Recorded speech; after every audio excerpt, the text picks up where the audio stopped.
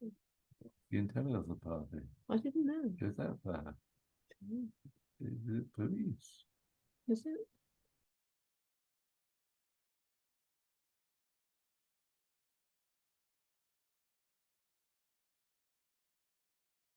Good Tavoch, welcome to tonight's Shir, Motzei Shabbos, Parshas Vayera. This past week was the yahrzeit of my father, and so we have his name here, Shalom Doiver, Berib Yaakov Yosef, Olav Shalom. This is his 10th yahrzeit this past Thursday.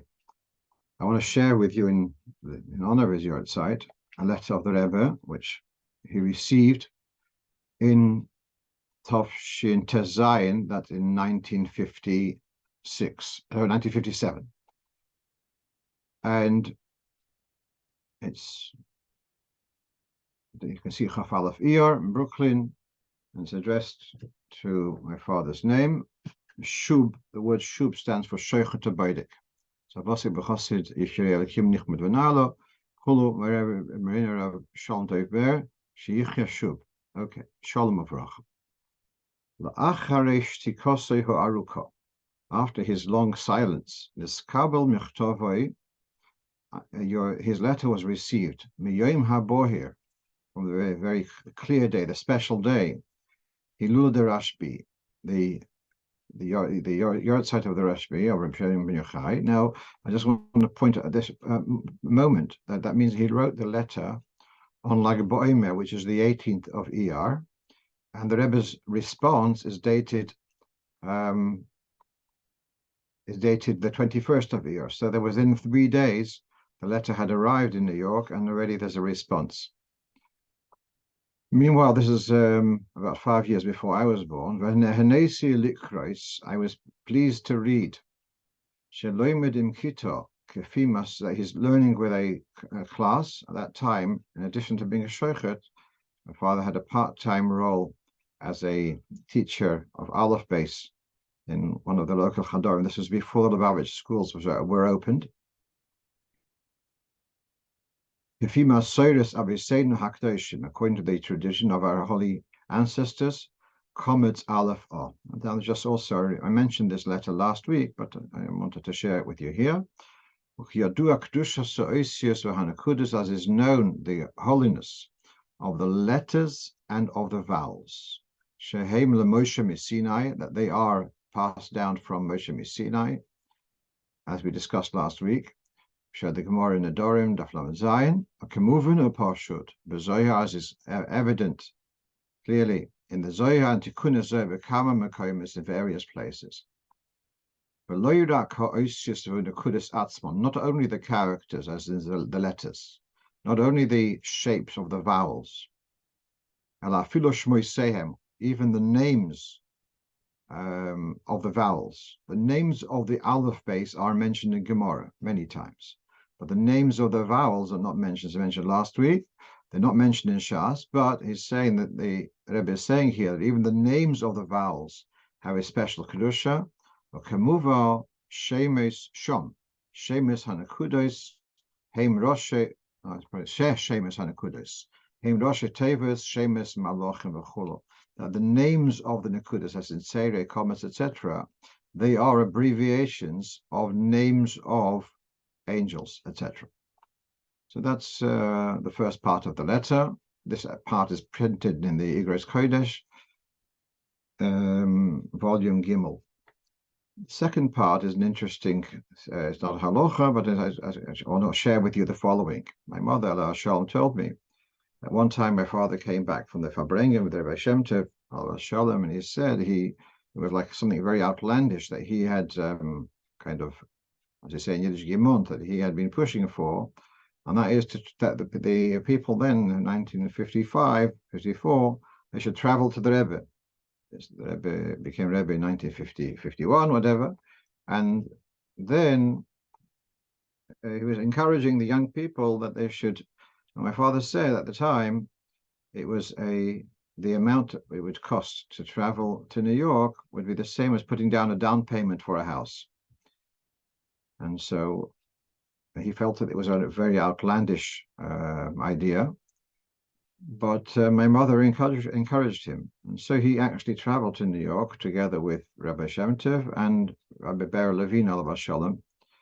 At the time, the Rebbe referred to the Rabbi Shem Tov as the King of England, and to Beryl Levine, my father, they were called the English Lorden, the English Lords. And in Yechidus, my father had asked the Rebbe about advice of possibly emigrating to the United States. And the Rebbe said, did you ask your wife her opinion? And actually, my father was dead against it. So that didn't happen. But meanwhile, the Rebbe gave my father a substantial loan towards the down payment for the house. So this was in Tishrei Tovshin Tezvov. This is about 18 months before this letter. And so now, I guess my father had asked about repaying that loan. And that's what the Rebbe writes. That what you're writing about, the mitzvah of paying back a debt. You could pay back the debt through to the same avenue where you got the money. So I'm again guessing that it was through Rabbi Shem Tov that he received the loan, and the Rebbe is saying pay it back through him. Finally, the Rebbe says, you have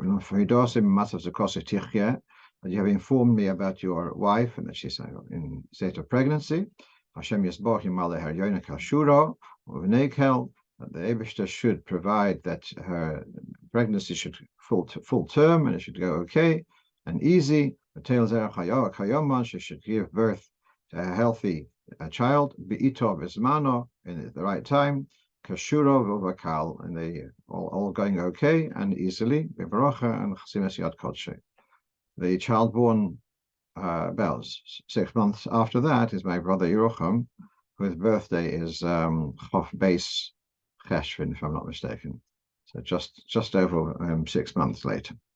Right, now let's go on to our next point, and that is that following on, this is also, well, my father's, besides being a moyal and a balkoira, besides being a teaching Ivra and being a balkoira, but he was a moyal, as we know, and we had discussed last week about a bris performed by a Jew who professes to be a Reform Jew, whether anything has to be done to kind of upgrade to be a kosher bris. And what I did say last week was that although elsewhere, a person who, let's say if I actually had last week, someone asked me about a reform, there's a reform mikveh somewhere in London. I haven't followed up about it, but they asked about referring someone to use it. I can't, I would definitely, I said definitely it's not something to rely upon. But let's say if a Reform Jew would write a mezuzah, Sefer Torah, we would not be able to use it because it's not written with the appropriate kavanah. And yet, I mentioned last week, in this case, to be able to rely on the bris. Also, although the Ramah says that if a goy does a bris, you have to do hatofas dam bris, to cause some bleeding, the keshem bris, and he says a person who is an apostate or a heretic, also you have to do, he's got the same thing as a goy. But I did show that in Dafka, in this respect, there are poskim who say that he is still considered a ben bris, and that his bris which he performed would be valid. So although everywhere else, whether it's, as I said, mezuzahs, etc., we wouldn't rely on it, but possibly here, evidently here, we see poskim who are meikil, and I showed how the Alter Rebbe in Siman Kof Peites says that a mumer is included in Bnei Bris, and therefore you don't exclude him when you say, when you bench with the bracha. And in the Even Ha'ozer, which is the Alter Rebbe's source, he says that his milah is valid. Okay, so that's what I shared last week. So someone, and this I didn't show last week, this is from the Sefer Pesukim at Shuvas, who brings a collection of poskim one way or the other, how far So some say that you don't have to do anything, as you see here, although you shouldn't use the mu'mar as a moil, but if it's done, you don't have to do any pricking. And then he brings the consensus of the poskim, that's his wrapping up, that if the Baal Tshuva would be offended, if he would be required to do Hatofas Dam Bris, then you can rely on the poskim who are Mekel. Okay. So there's someone by the name of Reb Mendel Zirkin who listened to the recording, and he has done a lot of research, particularly on this area. I don't know him personally, but he sent me a 14-page article on Hatofas Dam Bris. And in that article, he also brings two manuscripts of the Rebbe which relate to this, which I'm going to read to you now. First one reads, B'mesha shol al dvar bris crossed out milo hanases al yedei roife mechal Shabbos v'ha hish. I guess it's missing a tof. Ha'ishtatfus poseh. You're writing about a bris milo, and the Rebbe crosses out the word bris, a circumcision done by a doctor who violates Shabbos, and your participation in this. So here the Rebbe refers us to Ye'uy and Shulchan Aruch Yeridei Simaresh Samach Dalet Sif Aleph B'Hagoas Haramo. Refers us to the Shulchan Aruch which we had on the screen just a few seconds ago. The Mumar L'Chol HaTorah, one who has dropped the whole Torah, or Mumar La'arelos, or he's dropped the union of Milo. Gam, sorry, Imol, if he does do a perform a bris, Chayovim lahachzer or lahatif mimenu dam bris. There would be the need to extract a bit of blood, the covered for the mitzvah bris. So here the Rebbe is clearly taking the view that the Machal Shabbos, well, he's saying, look at the Ramah, you have to do a dahatofas dam bris. And the Rebbe adds in the bracket, Kihu ki'ilu nimoil al yedei akum. That if the bris done by Machal Shabbos is like a bris performed by a goy, she'ein milosoi milo, that the milo is not a valid milo. Elo, the kivan she'i efshel lamud el ha'irapam. Obviously, a circumcision cannot be repeated on the same person. Sorch lahatif dam. Therefore, the solution is extraction of a bit of blood. All right, so that's where we see that the mumar is his circumcision is not valid. In the beginning of the Chashchita, which I think I mentioned last week, Nifsek Hadin, the Mechal Shabbos Befarhesio, Dinoi Kemuma L'Chol.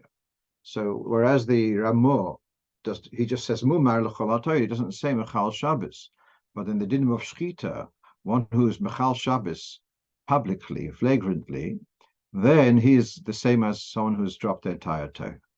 Beherich Bozeh, Mesefer Ois Sholem Shom, and refers us to the Sefer Ois Sholem. Now, actually, the Sefer Ois Chaim V'Sholem, written by the Munkach, who lived in Munkach about 100 years ago. I actually have the Sefer Yerusha for my father. It's the two sections of the Sefer. Ois Chaim is on Tefillin, and Ois Sholem is on Bris. So in that section, he brings, which I mentioned, I think, last week, about Rabbi Kiva Eger, who seems to be quite accommodating to allow the Bris performed by Mechal Shabbos. And he says, I can't believe that Rabbi Kiva Eger wrote that. It must be that someone kind of planted something there. And he really says it's unacceptable. And we have to understand also the period where the Minchas Aloza lived, the Munkach. This is in Hungary, and you've got the influx, the influence of the Neologian, the so-called kind of reform in whatever form it was, and the confusion of how to approach it. And he was certainly more on the, should we say, the kanoi, the zealous element, and so he's objected very strongly to the use of the services of a moyel who is not Shemitah mitzvahs. Okay. I saw this At first, I was inclined to say, yes, the Rebbe is saying that to his correspondent, you should not be supporting this. You should not be participating in this. That's certainly the Pashto Pshat of the letter. Is the Rebbe saying, therefore, b'di'evet, that the one who did this, the one who had the bris has to have a hatofas dam bris? I don't see that so evident. It's not, but I will say that thank you to Reb Mendel. I did call up or messaged the one who asked the question, and I wrote to him that it would be a little chumrah. It would be better if he does have hatofas dabris.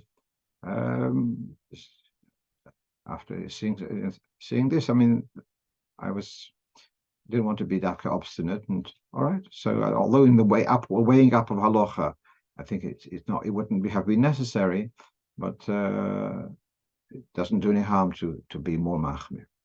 This is the first letter, the first answer of the Rebbe. My impression is that it hasn't been published anywhere else. This was published in some journal, but it was never published in the Igros Kodesh, which is interesting. The second note, which you can see from the writing, must be from the later years. And we're going to read the Rebbe's writing here in English. Being that the bris, crossed out, circumcision in brackets, was done by a doctor, you must ask an Orthodox rabbi if there is something to add, how and now, etc. About the name Menachem Mendel, it is okay. Mohir. Very often the Rebbe would write mohir, which means that the response should be done swiftly. Why the Rebbe writes mohir with more like block letters, I don't know.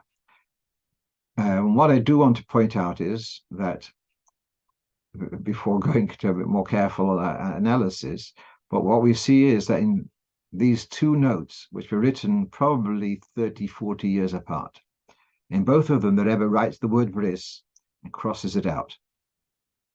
And it just leaves the word first milo, circumcision, which means the cutting is a cutting. You can't dispute that. But to say it's a bris, which is a covenant, that's the question.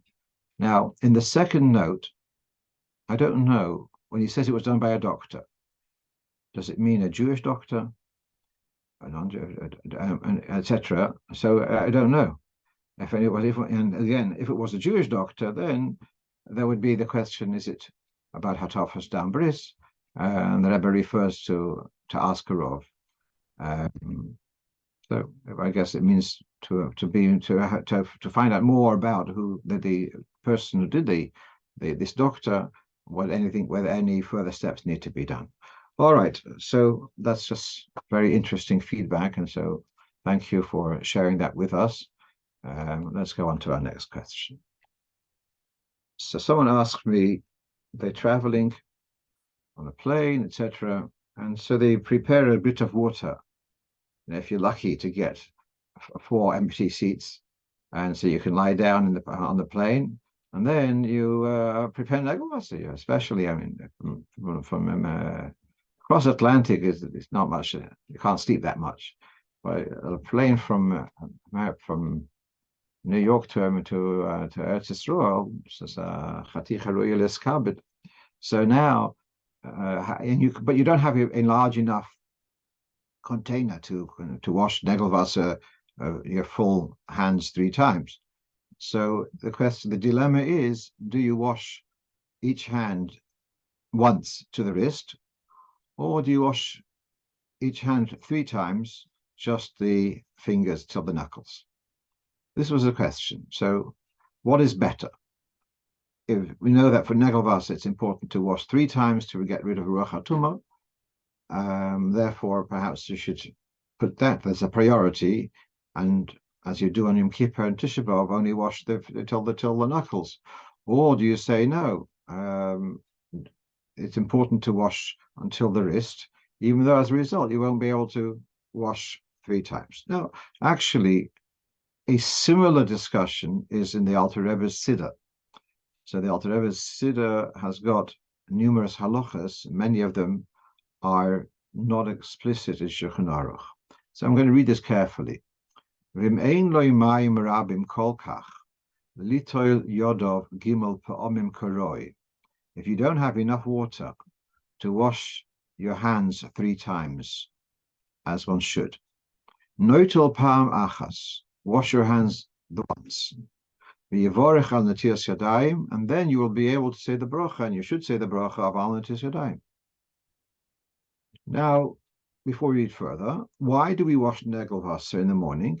There's 3 reasons given. One has got to do with davening, preparing for davening, but then we don't make a bracha when we wash for mincha and ma'ariv. We make a bracha.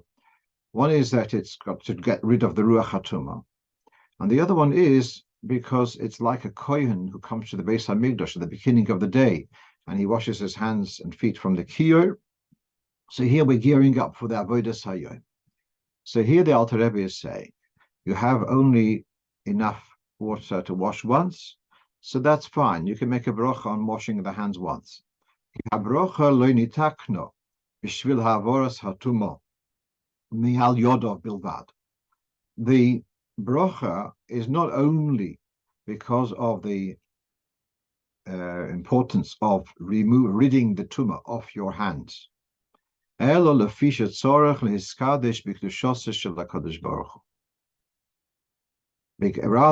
in addition to getting rid of the tumah, there is the sanctifying ourselves in the holiness of Hashem. In other words, to prepare to serve Hashem.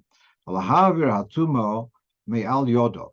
to remove the tumah from your hands,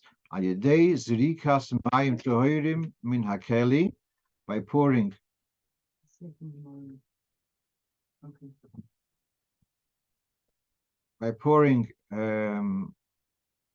pure, clean water, from the hand, like a kohen who is sanctifying his hands from the kiyur.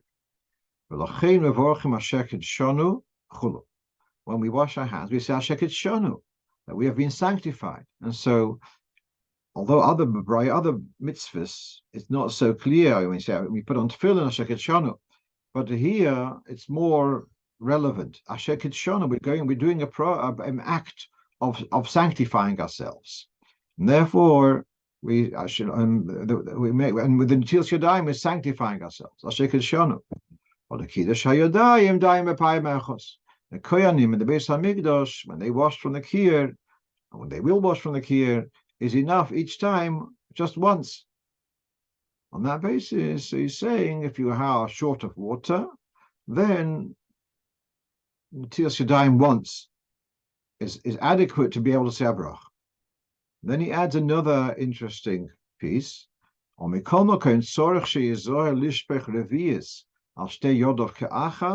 It would be imperative to wash the 1 revius of water, both hands simultaneously. As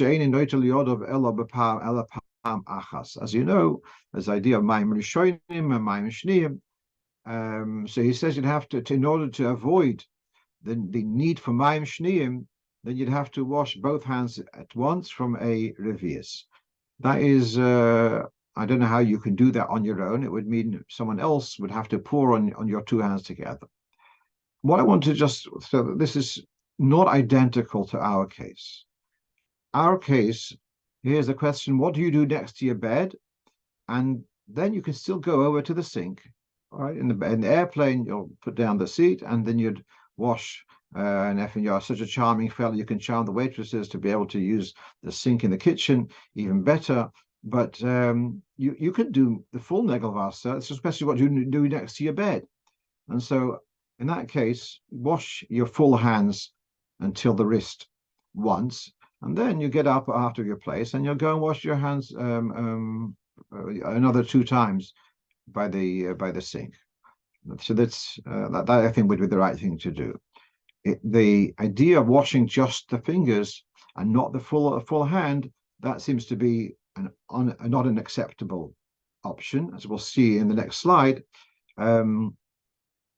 Right. So here the Alter Rebbe he's not saying that you've gotten rid of the tumah with the with the once. He's saying, but you've got here the idea of the other reason is that your idea of preparing yourself avodas hayom you've achieved, and therefore you can make a bracha on that. But the element of ruach hatumah seems to still remain. I'll tell you why I'm waxing on this.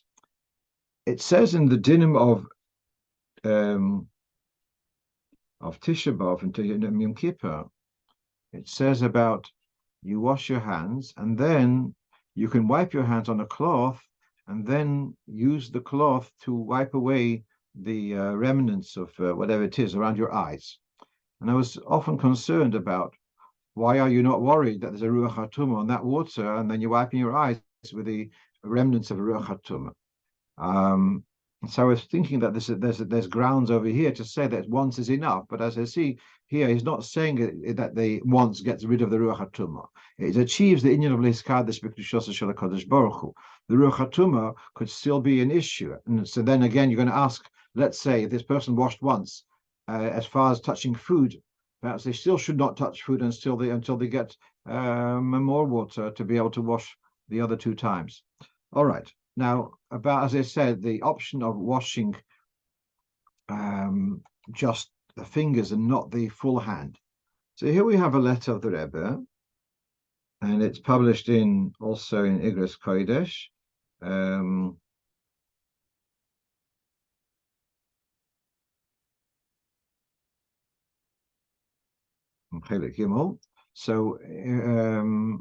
So what we have here is that someone asked the Rebbe about washing on Tisha B'av and Yom Kippur. So though the Alter Rebbe says you wash only your fingers, but if you read in the Alter Rebbe's Siddur, it says you should wash your full hand. So he's asking whether there's a difference between the Siddur and the Shulchan Aruch in this, that in Shulchan Aruch it says it's enough to wash your fingers, and perhaps according to the Siddur, it's imperative to wash your full hand. And is it possible that there's a difference between L'chatchila, you should wash the full hand, and B'Shas Adchak, it's enough to wash just your fingers? So the Rebbe says no, actually, because you read in the writings of the Arizal, so Kislev Arizal, it says that it's imperative to wash the whole hand until the wrist. So if so, why then is there a concession on Yom Kippur and on Tisha B'av? So the answer is, on Yom Kippur, the Rebbe quotes a sefer called Mikdash Melech, which is a Kabbalah sefer, and he says that on Yom Kippur, the tumah doesn't have the ability to cling so much. Therefore, it's enough to wash just the fingers. So again, what the Rebbe is saying here, don't say that when push comes to shove, it's enough to wash just the fingers and not until the wrist. No, according to the Arizal, it's imperative to wash until the wrist. The concession Yom Kippur is because on Yom Kippur, the tumah has less power of clinging. What about Tisha B'av?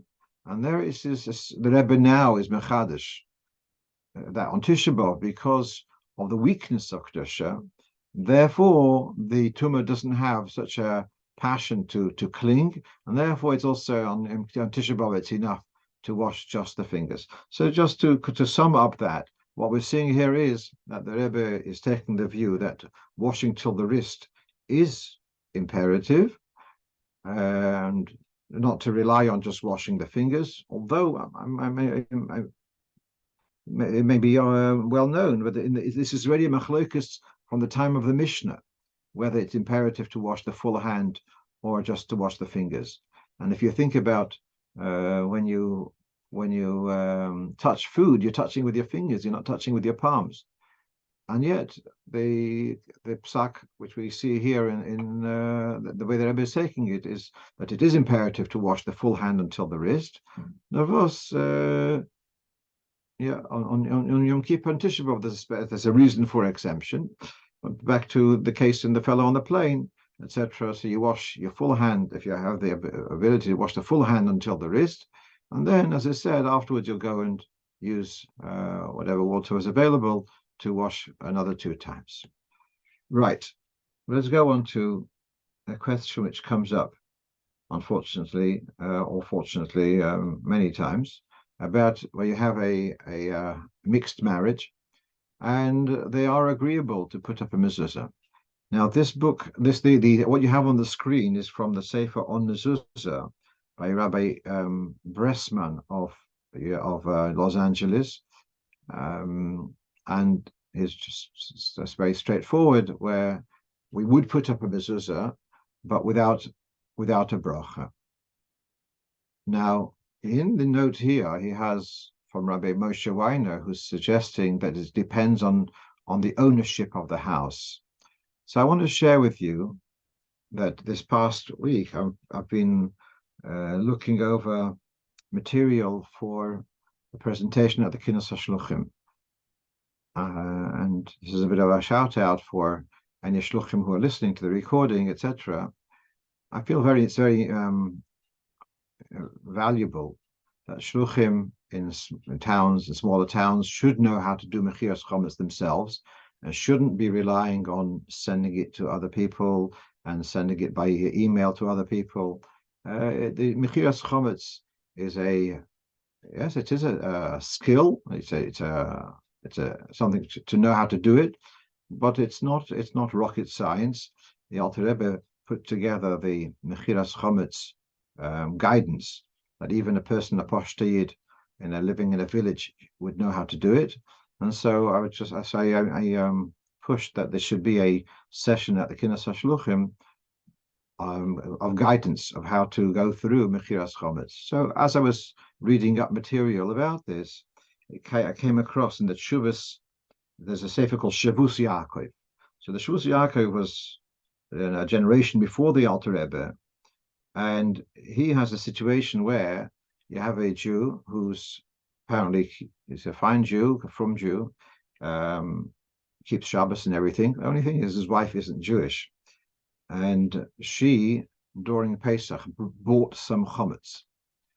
And so now the question is, what happens after Pesach? So there's a famous idea, Masha Konsa Isha Konabalo, that the acquisitions of a woman belong to her husband. And so he wants to bring that in and say that whatever she bought belongs to her husband. Now, of course, you can argue that al-halacha, she's not his wife, because a Jewish man who marries a non-Jewish woman is not considered married. And yet he brings grounds to say that he is kaineh, what she acquires. He brings basis to that.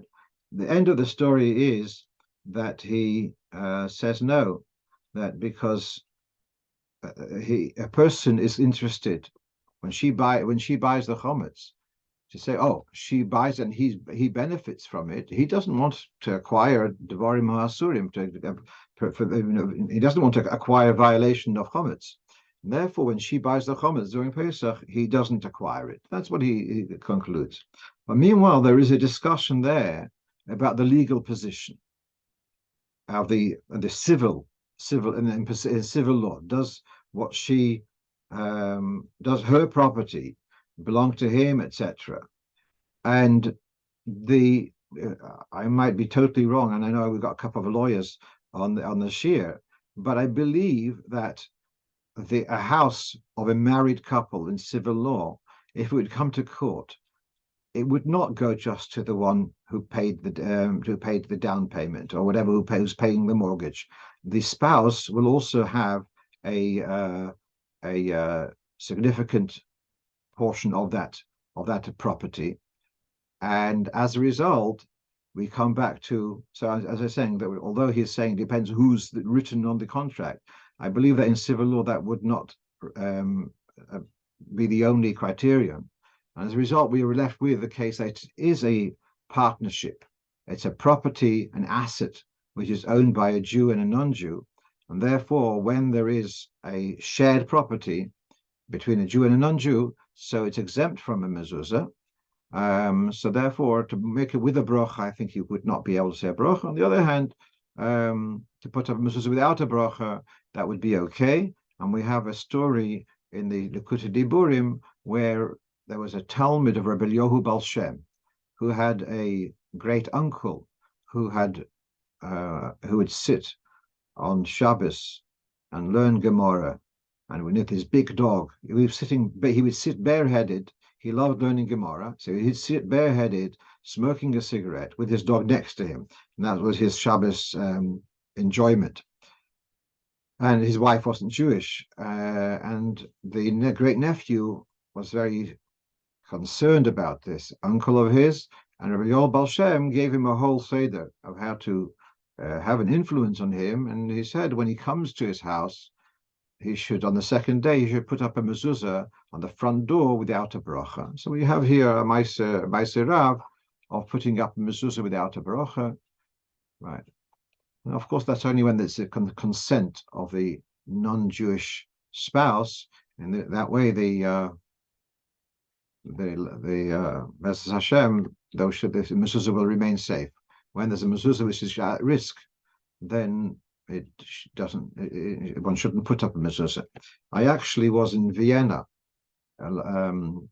last year, and there was someone brought me to his apartment to help him decide where to put up the mezuzahs, and he had put up in the corridor, in the hallways, he had put up a mezuzah at one of the entrances, and it was a shared building, so a building of apartments, and that mezuzah, one of the mezuzahs, had been ripped off. And that's really one of the reasons why a shared property with Goyim does not need to have mezuzah, because of the likelihood of it being disgraced. Okay, let's come on to, we're having a few shilas about mezuzah. We have one last shilah about mezuzah over here, and this is from somewhere in the United States. And this is a common situation where we have a large hall, but the whole year round we don't need such a large area, so we have a removable wall. And what happens on Rosh Hashanah and Yom Kippur, when they have an overflow crowd, that's when this partition will be taken away. So now is the question: this area, this gap, which is where the removable wall is taken away, does it need to have a mezuzah? Let's rephrase perhaps, is a removable wall a door, and therefore this is a doorway, or is it? It's not a doorway at all. There's a place for a wall, and so actually, I'm sure some of you remember Five Schneebal, who was the Rav of Vishnitz community here in London and published numerous forums. So he actually addresses this. So let's read what we have here. Well, the top part is from a sefer called Pischei She'orim, very much a contemporary sefer by someone called Schechter, and he writes that a door, which is to divide a room into two small rooms, and when you want to use them as a big room, then you take away this door, even though there is what would look like a doorway. It nearer the potem mezuzah, and he refers to the Shraga Hameir. That's from Five Schneebal's answer. So he's saying, don't call this a door. A door is to be able to use two rooms and to have access from one to the other. Here it's not. He doesn't see it as a door. He sees this as options, whether it is a big room or a small room, but he doesn't see this as a doorway to go in from one to the other. And so he says that it does not need to have a mezuzah. There is in the Shulchan Aruch, there is a discussion about something, let's say a warehouse, which has it's got a large entrance, which would be used for very significant, let's say you had not a warehouse, you had a factory. So occasionally you've got delivery of very large machinery, so they need to have a large enough space, so that's a wall which they would open up for delivery of machinery, but it's not used on a daily basis. It's only very occasionally. And so the way it's written in Shulchan Aruch is that if there is another entrance to the same, there's a side entrance to the same premises. So you've got here a huge shutter, let's say, and then there's a side entrance. And so he says, so then you don't need to have a mezuzah on this large entrance, which is only used very occasionally. So that's a little bit of the basis of this psak, that this back to this case, this removable wall, that opening would not require a mezuzah. So one fourth question which we have on mezuzah. No, so this is 1, 2.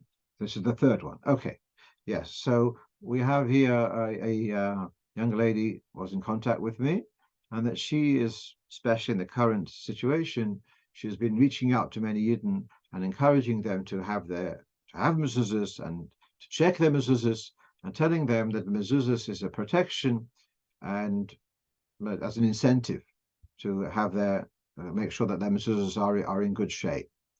She took the mezuzahs to a sofer, a non-Chabad sofer, and told her that it's wrong to tell people that the mezuzah is a protection, and so wrong to use this as an incentive. So she asked me who's right.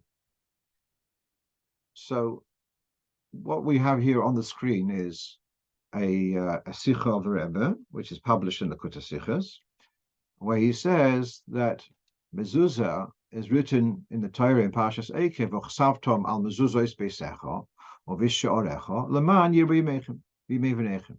Write, inscribe this on the doorposts of your house, on your gates, in order that you should have long life and your children should be long. And this is brought in Shulchan Aruch as B'chol HaZohir Bo, when it says at the beginning of the Hilchos Mezuzah, if you're careful about mezuzah, it is arichas yom of v'imei vano. It says it's clearly that is the union of a brocha for arichas yom. The Rebbe goes in further discussion. Chazal tell us by putting up the mezuzah, then Hakadosh Baruch Hu is protecting those in the house. Moshel, like a melech bosav adom, is inside. He's got guards, servants guarding on the outside, and you are sleeping on your bed. Hakadosh Baruch Hu is guarding you from the outside. The Rebbe goes further to say that this shmira, this guarding, protection through the mezuzah, is not a reward for the mitzvah, but it's actually a benefit from the actual mitzvah, in addition to the reward.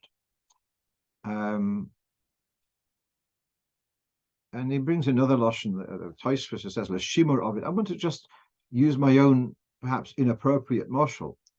If someone will say matzah is food, that would be correct. That why do we eat matzah on the night of Pesach? Because Hashem told us so. But that matzah is food is indisputable. When we're saying the mitzvah of mezuzah, the mitzvah of mezuzah is a shmira. Why do we do it? Because Hashem told us to. But that doesn't take away from what is its function. Its function is there as a shmira. Just to bring just a bit of support from the Gemara. So we have, for example, in the Gemara, it says it should be put, the mitzvah, this is in Menachos, Daf Lamed Gimel, the mitzvah to put the mezuzah on the outer tefach. If you have a wide entrance from the street, so the mezuzah should be in the first tefach, closest to the street. Why so? So one says that it should be that you should encounter the mezuzah right away. Then Rav Chanina Misura says, that in order that you should be protected. And so the Kinteres, Rashi adds, the Tintere l'chol habayis mehamazik. You put the mezuzah in the tefach hachitzoin to give more protection, that the whole house should be protected from azikin. You may remember a couple of years ago, I think, in this shir, we had a discussion whether the din of tefach hachitzoin applies to internal doors. But meanwhile, let's just keep to this point over here, that we're seeing here that the mezuzah is there, ki hechad the tintere, it should provide protection. Then we have a Gemara in Kiddushin where it talks about which mitzvahs women are obliged, which means women aren't obliged. And the Gemara asks for Niska, Nakish, Mezuzah l'Talmud Torah. Why don't we say, just like women are exempt from the mitzvah of Talmud Torah, they should be also exempt from the mitzvah of Mezuzah, because the two are mentioned together in Parshas Shema or Shemaya? Where answers Lo Yisakal Daitov. That's not logical. Because the follow-on from the mitzvah of mezuzah is long life. Gavri boyechaye, noshi loy boyechaye. Men need to have the brocha for life, and women don't need the brocha. And so we're seeing here again and again how the mitzvah of mezuzah is the man yir b'yemechem. It is the inyan of shmira. We have the inyan of also that I saw also discussion about the word you have on the outside of the mezuzah Shin Dalad Yud. So the Shin Dalad Yud stands for either Shomer Dalsis Yisrael or Shomer Diras Yisrael. These are two different sources. I think one's Sefer Chassidim, one is in the Zohar. And then also there is a discussion about whether it's what is the protection? Is it the Shin Dalad Yud on the outside? Is that the protection? Or is it the entire mezuzah? Help me, what's the gematria of mezuzah? So 14, that's a mezuzah, it's got two zayins, so that's 40, 54, 60, 65. And that's the gematria of Shem Adni. Aleph Daled Nun Yud is 65. So the Rebbe has this ha'ora, what is the protection? Is it because of the Shin Daled Yud, which is actually, that's not the main mezuzah. The main mezuzah is the mitzvah min HaTorah, is the parashas inside. At any rate, there's no question that mezuzah is for protection. Now, just I believe in that sikha where Rebbe talks about this, there is a very strong worded piece in Rambam, where in his time people were inscribing in the mezuzah, they were inscribing names of angels, like you have various kameas. And the Rambam is really upset about this. He says you're taking the mezuzah and making it into a kameya, to make an amulet. It's a mitzvah, so don't take away from its mitzvah. So to reduce the mezuzah to an amulet, that's wrong. But that doesn't take away from the fact that the mezuzah is providing shmirah. And therefore, I don't see the harm in telling someone that the Torah says that this is a shmirah. If I may, perhaps I've told this story before, but it's a Motzei Shabbos. Did I tell the story about the Ma'alot? I've told the story about the 22 at the Rebbe. Okay, very briefly then. I heard this from the Shliach in Ma'alot when there was that massacre of the school children in I think they were from Ma'alot, and the Rebbe pushed that they should buy the mezuzahs, and they found X amount of mezuzahs were possible, and the Rebbe pushed that they should be checked and possibly find at least one mezuzah to be machshir. And Rabbi Kaplan and Rabbi Bestritsky, Aleim Hashalom, they found that they were able to be machshir one mezuzah, and there was one child in the morgue who woke up, and he is now, probably in his 50s, whatever, but he is what they call a met chai, a person who came back from the dead, and he tells his story. So that's that story. Now let's come back to mezuzah, and this is a question about a disused doorway. There's a large cupboard blocking the door. Does it need a mezuzah? A very common thing. You have another doorway, and so this is unused. So you can see we've got here. This is again from that sefer from Schechter, Pischei She'orim. So he has first entry says if you put a large box, a chest to block it. Some say so long as you haven't removed the door frame, it's still considered a doorway. So that's one opinion. That's even if the door is effectively blocked, but so long as there's still the architrave in the door frame, it's still considered a Pesach, and there's still chayav mezuzah. Some say that that's got to do with dinim ominous. That's got to do with certain entitlement. If you have a door, you're entitled to a certain space in the chotzer. That's where it comes. If you didn't demolish the door with the door frame, you still got a doorway. Imagine every door has a parking spot. So I took that. You block the door. Do you have still a parking spot? So you say that so long as you haven't demolished the door frame, so then you still got a parking spot. But that's got to do with money. But in the case of mezuzah, that's not relevant. And once you've blocked it, then you don't have a chiyuv mezuzah. And then we have the third position, which says possibly a middle position, that it's that it would be only potter from mezuzah if you used yisdos or masmer, if you used nails or screws in a way to that it should not be openable again. So and then he has another idea: you lock it and you throw away the key, which is okay. But what we're seeing here is, and that's why years ago I once asked Reb Shalom Friedman, as I was gesund, about this, and he says if you put him some nails to block the door that can't be used with, you can't just unlock it, then that would be enough to exempt it from a mezuzah. But the fact that it's unused, there's a piece of furniture in front, that's not enough to take away the mitzvah of mezuzah.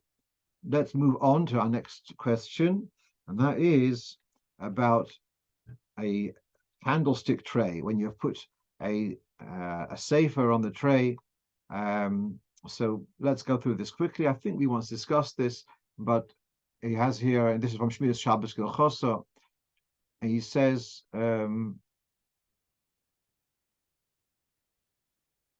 if you put on Friday, you put on something on the tray, you put something which is choshev, and you need it on Shabbos, then you'd be allowed to. Now, but what's important is that that article has to be of greater value than the candlesticks. And so that's first of all.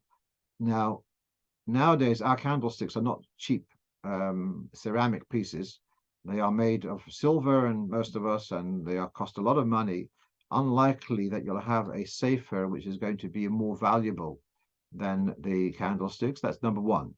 Number two, he writes here the following: if the tray is exclusively for the candlesticks, so then it doesn't help to put something on it. Let's give you an example. I have a wallet, and I have a picture of my favorite relatives. That does not take away from the wallet, doesn't make it a holder of permitted and unpermitted, a muksa and non-muksa. It's the wallet's there for money. The fact that you put in a picture doesn't demuxify it. And similarly, if you have a tray which is exclusively for the candlestick, the fact you put something on it is not going to take away its clear designation for candlesticks. So that doesn't seem to be a heter. So first of all, it has to be of greater chashivas, and secondly, if it's dedicated for the candlesticks, that doesn't really help you very much. Let's see if we can go to the next question. Right. Sometimes a person had some kind of medical condition, and the question is, when do you bench goimel? So we have here, and sometimes there is something which is never going to recover from that. So when do you bench goimel? So here we have the psak of the Alter Rebbe, Ein levorich at sheyetzim hasakon legamri. You don't say the bracha until you've gone out of danger totally. Therefore, you don't make a bracha until you come back to your health. Now, I'd like to, because we're running out of time, I'd like to say there's a difference here in two cases. Let's say if a person chas v'sholem had a heart attack, and then he's told that you have to take this medicine for the rest of your life. You have to take this medicine. Otherwise, if you stop, your condition, it could come back again. Then you have a different case. A person who had a terrible accident, and there's a loss of a limb, and then life goes on. He's not in danger. So they're very, very different. But the one who in the second case, they are yotzim in hasakona legamri. They're not in danger at all. They have a permanent injury, and that's not going to change. But they're yotzim in hasakona legamri, and therefore they would say b'chas hagoyim.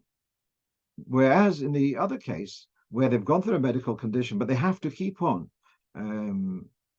whatever, just therapy or whatever, medication, etc., that it shouldn't recur. That is a case where they're still in a danger. It's under control, Baruch Hashem. And it's been observed that the Rebbe in Tafshin Lamed Ches never said Birchas HaGoimel, as far as we know, never said Birchas HaGoimel. He did a Suda Soidor, etc., but never had Birchas HaGoimel. Because who knows? But one svara is that since there is ongoing need for medication, says it wouldn't be called Yotzim Min Hasakona Legamri. There was someone, actually, I can mention his name, Reb Daniel Moskowitz Olav Shalom, who had a heart attack, And he asked me this question: when does he say Gagoimel? So I told him, this is going back 15 years ago to more. I told him, you know what? I'll invite you as a guest speaker to London, and then you'll make a Birchas HaGoimel for the travel, and you have in mind your recovery from your heart attack, which he did actually. He came and he said Birchas HaGoimel. Unfortunately, he had another heart attack, which he passed away from. But right, so that's where are we holding? Okay, about tzitzis. So this becomes more common than I thought. You have here, someone asked me the question. You got this, not the outer jacket. We're talking about the inner one, yeah, the anorak kind of thing, and it's got four corners. It's got two on the lapel, and they are right in line to the two down the bottom where the zipper is, where the puller for the zipper. So does this need to have tzitzis? So let's read from the Alter Rebbe's Shulchan Aruch. You can see it's Siman Yud Sifchav Beis, and he says the kind of garments which we wear in Germany, in Spain, which are open from the front, and they've got four corners, two at the top and two at the bottom. They are exempt from tzitzis because the main mitzvah of tzitzis is the idea that you have two in the front and two at the back of you. These garments were all on the front, and you can't wear them in a different way. They're yesh loimar, well, that the Torah did not oblige us to have tzitzis on these, and therefore, indeed, the minhag is not to have tzitzis on such a garment. He then finishes off, I'll call you shamayim yachmel atzmai. If you're a God-fearing person will be strict for himself to make one corner, to cut off one corner, make it into a curve rather than a sharp corner, and that way it won't have four corners. Now, in these jackets, these which we've seen over here, that is impractical to start cutting off corners, and therefore that brings us to the maskana, the conclusion that a Yirei Shamayim will avoid wearing such a garment. Min hadin, it does not require tzitzis, but Yirei Shamayim would, at least during the day, would avoid wearing such a garment. Finally, we have here a question about someone who has going from the sukkah, from the kitchen to the dining room to the kitchen. What do you do about hefsek between in broches, etc.? I'm running out of time, but what you can look this up in Alter Rebbe's Shulchan Aruch, Siman Kufay in Ches, Siv Ches, Seder Birchas Hanen in Perek Tes Halacha Yud Ches, and basically what we're seeing here is that the idea that going out of the room and coming back requires you make a new bracha. That's only if you're going out for a while. But if it's just for an instant going to get something, etc., as we discussed this, let's say between Kiddush and Hamoitzi, you go out of the room to wash the Yadayim in the kitchen, you're coming straight back. Here, the Alter Rebbe says quite clearly that's not considered shinui mokim, a change of location, which warrants making a new bracha every time you come back. That's besides the fact that, of course, if you have in mind to go from one room to the other and it's under one roof, then you would not need to make a new bracha. The fellow was asking, if I didn't have in mind, do I have to make a new bracha? So here I'm saying, because it's just coming in and out for a very short time, therefore there's no need to make a new bracha each time. Now, a couple of weeks ago, I did share with you a tefillah from the Friedrich Rebbe, which was composed during the war, Second World War, and I was curious as to the background of this tefillah. So now someone put online, and I want to share that with you. Here you can see on the left, you can see the lashon of the tefillah, and on the right, you can see a bit more detail. And this is tefillah from the Kveit Kedushas Admor Shlita of Lubavitch to say on the 2 nights of Rosh Hashanah before Ma'ariv and on Yom Kippur before Kol Nidrei and before Ne'ilah. And also to say that after having said the chapters of Tilim Chof, Chof Beis, and Samach Tes, published by Agudas Chabad Oilomis, the World International Society of Chabad, Brooklyn Tofshin Aleph. So I'm not sure whether this is the beginning of the year. Probably this is the end of Tofshin Aleph, where our Rebbe had arrived in America in Sivan, the end of Sivan that year, and this is shortly after Rebbe had arrived, and you got involved in publishing, and they did use the Schulzinger publishing house, so possibly our Rebbe was also involved. But at any rate, it makes sense that this is the end. This is Elul Tofshin Aleph, and there's this tefillah, so it was designated to say at very special moments, and so that's the tefillah. And as we know about the encouraging people to say these chof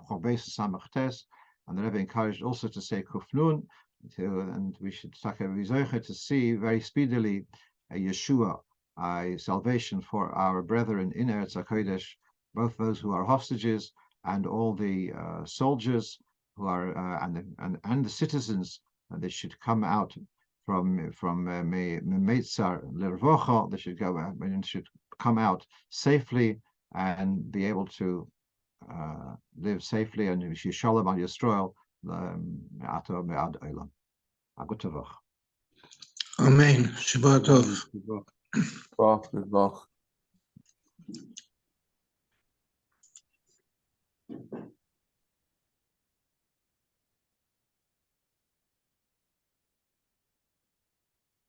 Balance.